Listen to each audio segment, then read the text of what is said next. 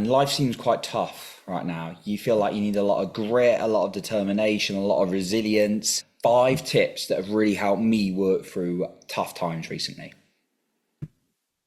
Disclaimer: any of the guidance offered by the podcast host, myself, or the podcast guests is our own guidance. We are not liable for any of the actions the podcast listener decides to do.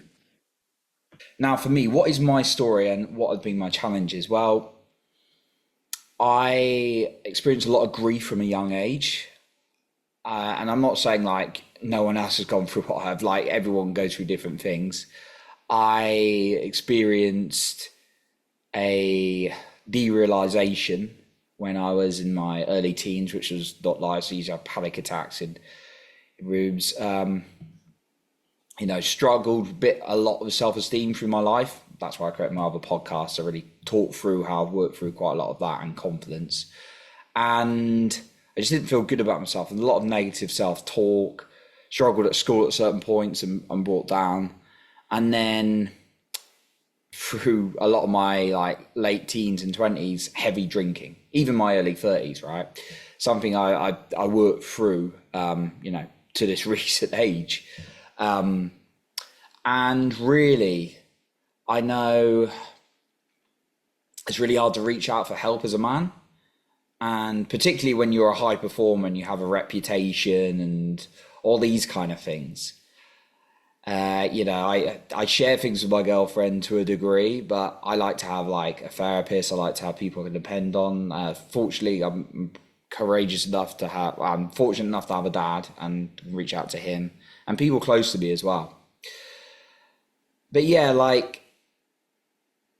I look quite maybe cool and composed now, but there are times where like my body's been like full on shaking with anxiety because it's like life was too much and I couldn't sit down and concentrate at work, which meant like my work was impacted, which meant there was even more stress.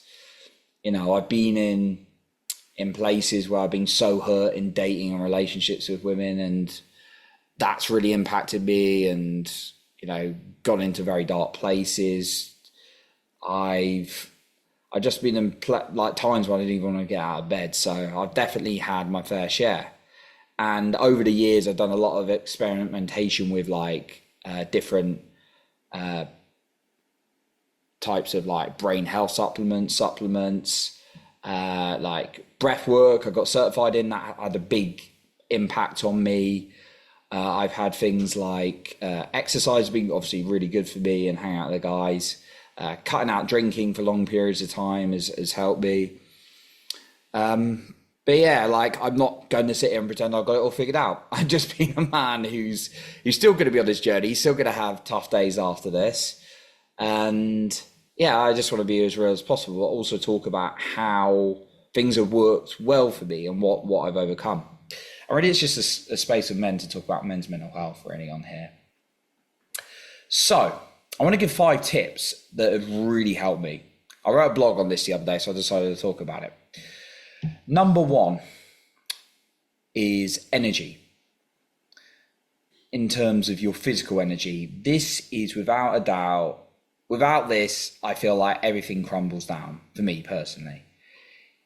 If I have poor sleep, if I have excessive amounts of alcohol, any of these, not like all of these, just any of these, if I have too much sugar, if I consume really bad stuff in general, the rest of the things I'm going to say are not going to benefit me as much, because for me, everything comes from energy.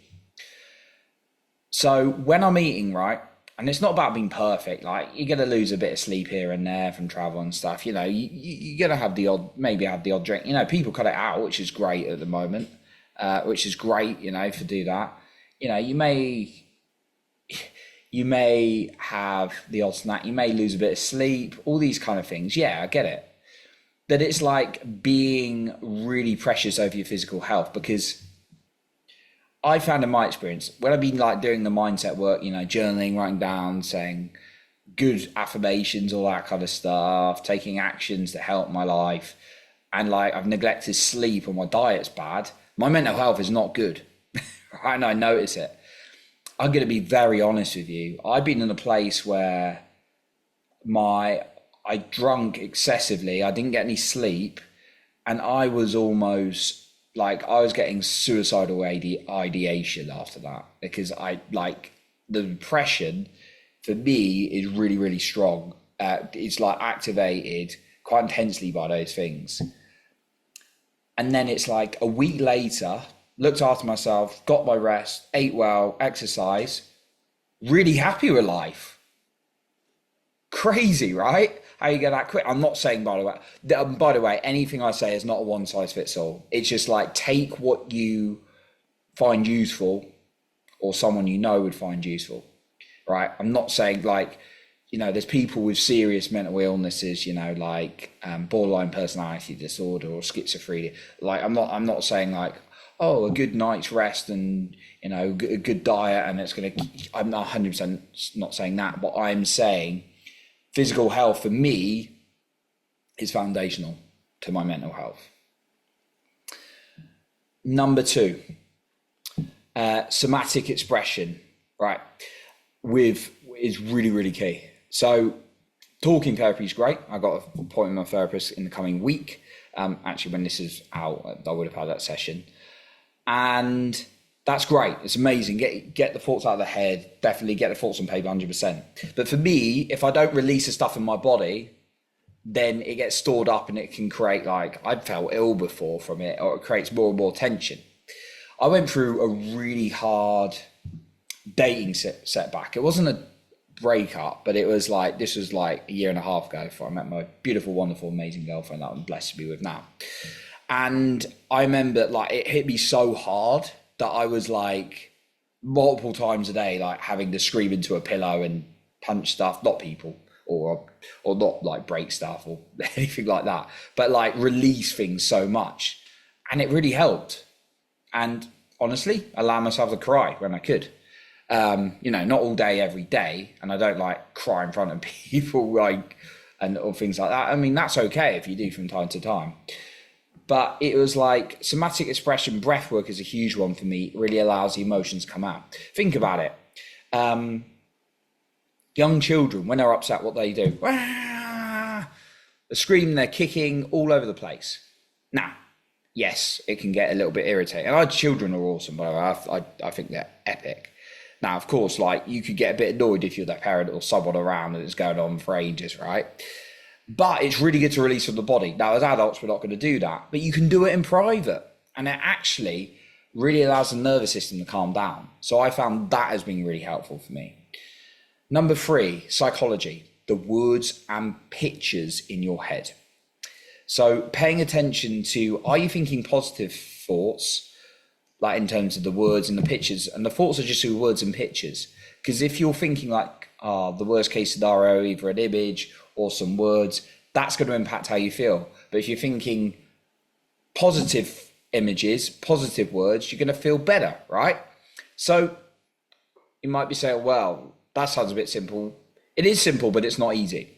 So what I'd encourage you to do, no matter what mental health place you're in, whether you're like in a really down place, whether you're in like pretty neutral, or whether you're already happy right now, and you're listening to this anyway for added benefit, training your mind to picture positive images in the morning, visualization, thinking of happy thoughts, and then saying some positive words yourself as much as possible has really helped my mental health, right? And also catching them in the moment. So like if I'm thinking a negative thought, I'm like, stop, cancel. And it's not suppression, it's altering it to another way. And the breath work, going back to the previous point, is like definitely not suppression because it's expression. It allows you to express things. So that's that one. Next one, people around you, I found has a massive impact. When I'm around, and your body knows when people are good around you and not so good. I found in my experience. So if someone makes me feel good, I like talking to them. I like hanging out with them. Someone doesn't, and it doesn't even mean they're like a bad person. It just might mean their energy doesn't match yours, or you don't feel good around them. Be very honest about who you want to hang out with. Now, I appreciate there's certain people, maybe in the workplace, maybe certain family members you can't get away from, but just think about how you can hang out with people who make you feel good more often than not. Even on Zoom, there's so many personal growth groups and things like that out there that you can just meet people online and maybe in your local area. There's such an abundance of opportunities out there. And then number 5, action. Action, action, action. If you don't take actions towards your goals or do the things you say you're going to do, I've personally found when I've not done that, I don't feel good about myself. My mental health is not good. My confidence isn't very good. So set yourself things to win and celebrate them when you do them, because the more you celebrate, the more you're going to do them.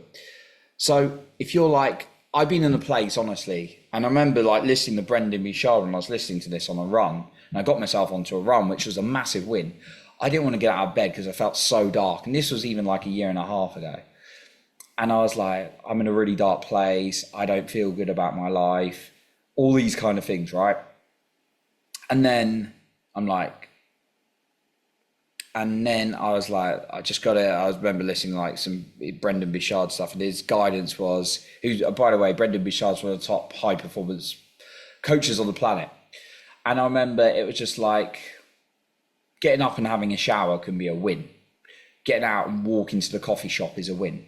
Now, usually you might be someone who's like, making multiple videos a night, writing multiple, like a massive essay, might be a super achiever. But when you're in a dark place, celebrating the tiniest things you can do is a massive win. So if you set yourself things constantly though, that you don't hit, that's going to impact you mentally, because you can have a bad opinion of yourself. So make sure you execute on the actions you set yourself. So those are my 5 mental health tips that we've talked about today. So number 1, making sure your physical energy that's the foundation. Without that, the rest of these are not going to be effective, and you're not going to be able to do them as effectively. Number 2, expressing out of your body, allowing yourself to do breath work, all these kind of things. Number 3, being very intentional with the words and pictures in your head. Number 4, the psychology, the people around you. Pay attention to who your peer group is. Do they make you feel good or not so good? And then the final one, your action. Making sure you're taking action on what you say you're going to do. And even if it's small, celebrating that. So that's what I got for you today. I appreciate you for being here. And remember to lead with your heart and not with fear.